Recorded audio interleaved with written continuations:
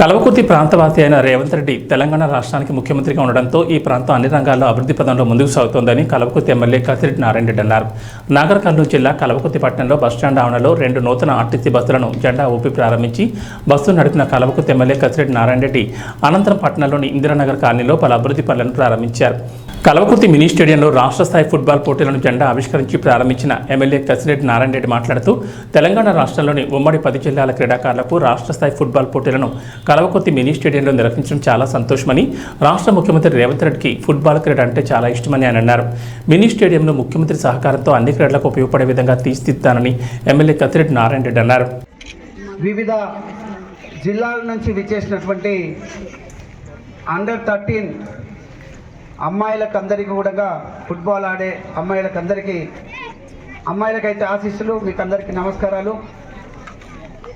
మరి ఆదిలాబాదు, కరీంనగర్, ఖమ్మం, మెదక్, అదేవిధంగా మహబూబ్ నగర్, నల్గొండ, నిజామాబాద్, రంగారెడ్డి నుంచి విచ్చేసిండ్రు. ఇప్పుడే చెప్తున్నారు వనపర్తి నుంచి కూడా టీం ఉంది కానీ రాలేదని చెప్పినా వాళ్ళు కూడా వస్తున్నట్టున్నారు.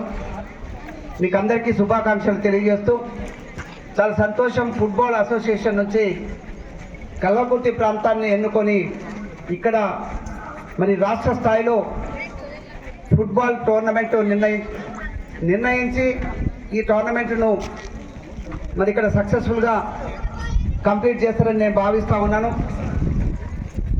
ఇంకా ఈ ఫుట్బాల్ కానీ లేదు ఏ గేమ్స్కైనా కూడా గ్రౌండ్స్ బాగా ఇంప్రూవ్ చేసుకోవాల్సిన అవసరం ఉంది. గతంలోనే ఒక 2 నెలల కింద ఇక్కడికి వచ్చినాను. ఈ ప్రాంతం ఇంకా బాగా కావాలని అడిగినారు. ఈ ప్రాంతం ఇంకా అంటే ఈ స్టేడియం ఇంప్రూవ్ కాకముందే మరి ఇక్కడ ఈ ఫుట్బాల్ టోర్నమెంట్ రాష్ట్ర స్థాయిలో మరి జరుగుతూ ఉంది. రాబోయే రోజులలో తప్పనిసరిగా ఈ ప్రాంతం అన్ని ఆటలకు అన్ని గేమ్స్ కూడా అనుకూలంగా ఉండే విధంగా తీర్చిదిద్దుతాం తప్పనిసరిగా.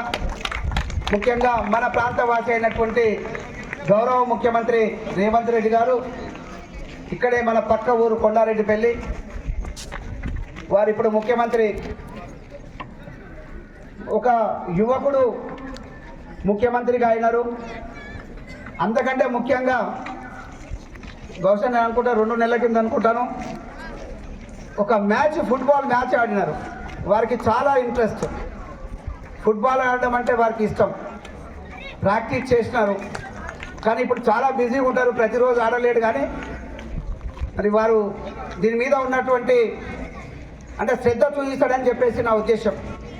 ఆటలకు కూడా అన్ని గేమ్స్ కూడా తప్పనిసరిగా శ్రద్ధ చూపిస్తాను. ఈ రోజులలో ఎక్కువగా ఏంటిదనంటే భారతదేశం మొత్తం కూడా ఒక క్రికెట్కు మాత్రమే ఎక్కువ ఇంపార్టెన్స్ ఇస్తుంటాం.